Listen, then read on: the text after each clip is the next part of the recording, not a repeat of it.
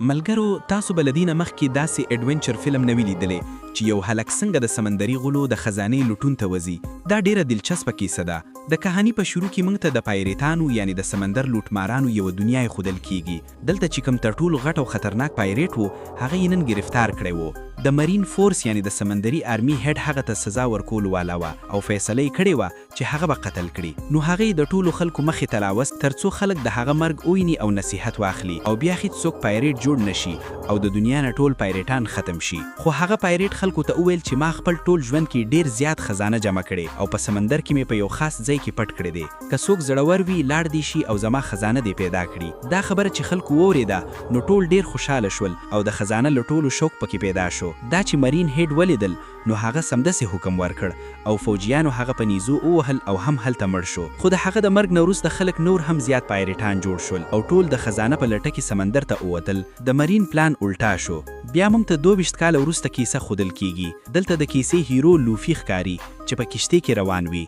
لوفي هم د هماغه خزانه لټولو ته روان وي ځکه هغه غواړي چې د سمندر تر ټولو غټ پایریټ جوړ شي. خو د هغه کشتۍ زړه شوې وه او اوبې ورته ننوتلې. د ځان بچ کولو لپاره هغه په یو ډرم کې کېناست. ټول سامان یې په اوبو کې تیریدل او ډرم هم تیرید. د دوو پایریټانو د جهازونو منځ ته ورسید چیرته چې جنگ روان و. د غټې شپ کیپټن یوه ښځه وه چې مرین بیس پرې انعام ایښه و. هغې خپل ټیم سره په بلې شپ حمله وکړه. ټول یې مات کو او سامان یې لوټ کو.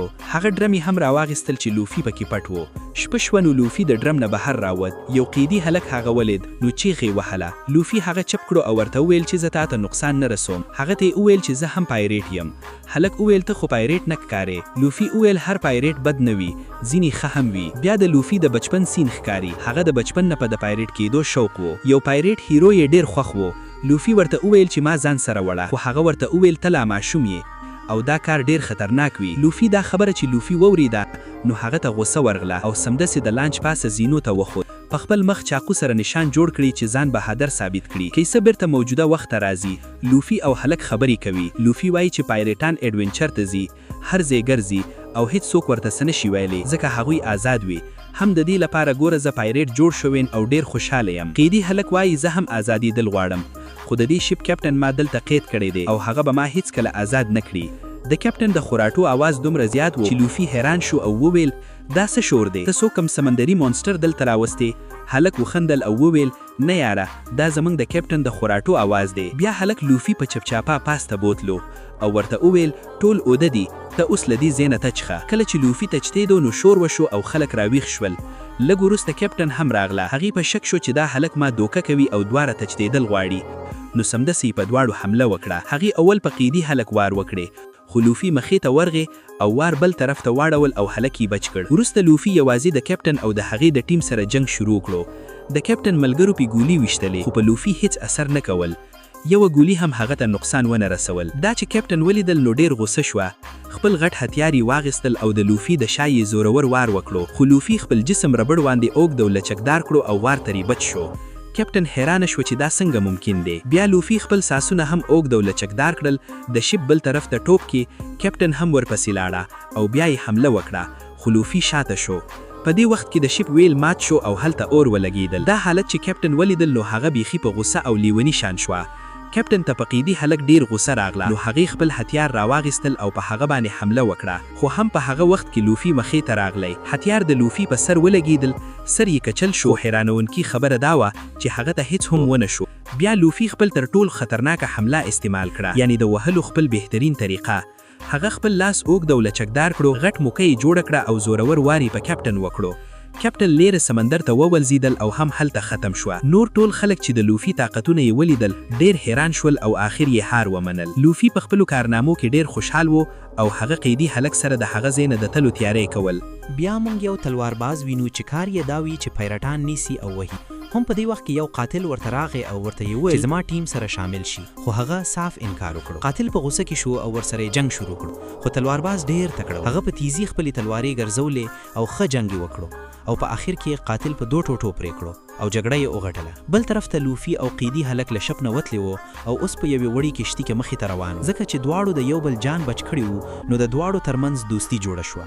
هلک د لوفي طاقتونو ته حیران وو نو پوښتنه یې وکړه ستا د ربړ غوندې طاقتونه څنګه راخلي لوفي وویل په بچپن کې چې پایرټ هیروز خپل ټیم کې شامل نه کړو نو ما په غوسه کې یو خاص قسم فروټ وخوړ پایرټ چې کله زما لاسونه ونیوه زه مخکې لاړم خو زما دواړه لاسونه اوږدې شوې او شاته د هغه طرف ته پاتې شو او له هماغه وخته زما جسم ربړ غونډه شو بیا قیدي هلک د لوفي نه پوښتنه کوي اوس موږ چیرته روان یو لوفي ورته وایي موږ ګرینډ لاین ته ځو هماغه ځای ته چې د غټ پایرټ خزانه پټه ده هلک بیا پوښتنه کوي تاته د ګرینډ لاین لاره معلومه ده لوفي خندل او وویل نه ما ته خپله هم لاره نه ده معلومه بیا هلک وایي ستا په شان زما هم یو هرمان دی زه اصل کې مرین سولجر جوړیدل غواړم چې کمزورو خلکو سره مرسته وکړم دا چې لوفي وویدل نو وویل سمه ده نو داسې به وکړو پیلا به مرین بیس ته لاړ شو زه به هلته نه د ګرینډ لاین میپ پټ کم او ته به هم هلته پاتې شي او مرین سولجر به جوړ شي هلک خوشحاله شو او وویل وا دا خو ډیر ښه آیډیا ده راځه همداسې وکړو نو دواړه مرین بیس ته روان شو بل طرف ته د سمندر په منځ کې موږ نامي نومي یوه جینۍ وینو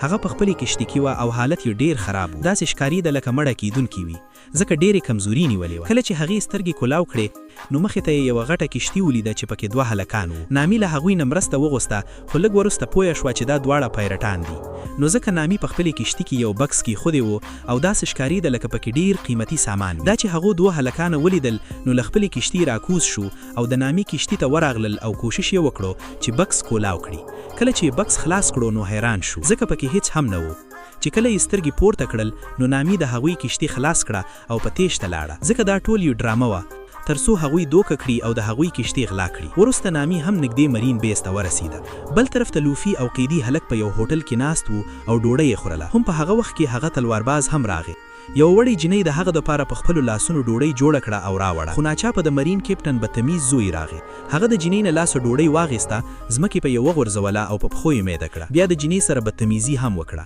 جینۍ ډیره خفه شوه دا خبره د تلوارباز د ښه نه ولګېدل نو هغه ورته وویل د جینۍ نه معافي وغواړه خو هغه هلک په غرور او خنده وویل زه معافي وغواړم هیڅ کله نه او سمدسته یې تلوار راویستو دا چې تلوارباز ولیدل هغه هم خپله تلوار راویسته یوازې په 2-3 وارو کې یې خراو کړو نور خلک هم د هغه سره جنگ ته راغلي خو تلوارباز ډیر تکړه یو یې په لقطه وغورځوو د بل سر په میز وواهو د دوو لاسونه یې تاو کړي او ماتې کړي او بل یې ونیوو وچرخاول او زورورې لاته یې ورکړه په همې د وخت کې نامي هم راغله هغې هم یو سړي سر په میز وواهو او زخمی یې کړو او مخې ته یې للې کړو قیدي هلک ډیر ویریدلی و د میز لاندې پت ناست و او هر څه کتلو خو لوفي بیا دا جنگ ډیر په مزه سره کتلو او انجوای یې کوه تلوارباز تقریبا ټول مرین سولجران هراو کړي وو بیا یې یو سړي ونیو او نږدې و چې ووژي خو هغه په زارۍ یې وویل پلیز ما مه وژه زه د کیپټن زوی یم ته چې هر څه واړی زه به یې درکم دا چې تلوارباز ووریدل نو هغه هلک یې فلحال پرېښود او د هغه د پلار یعنی مرین کیپټن خواته لاړ چې خپل انعام واخلي ځکه د هغه ډیوټي دا هم وه چې پایرټان نیسي او وهي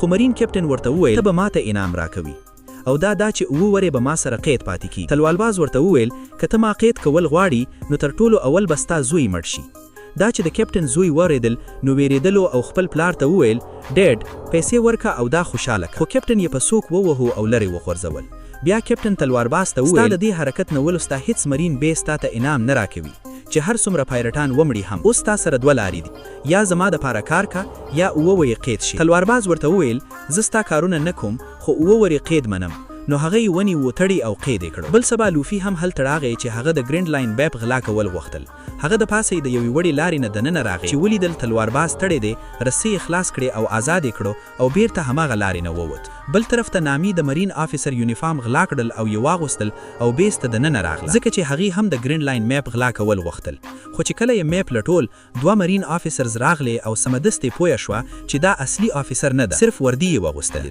نو حمله یې پې وکړه خو نامي هم تیزه وه یو آفیسر یې په خپلې پګه راچپه کړو او ځمکې ته یې وغورځول بیا په بل باندې په ډنډه حمله وکړه او هغه یې هم بېهوشه کړو ملګرو که تاسو د دې دویمه برخه کتل غواړئ نو زموږ چینل سبسکرایب کړئ او بیل آیکن آن کړئ ترڅو نوې ویډیوګانې تر ټولو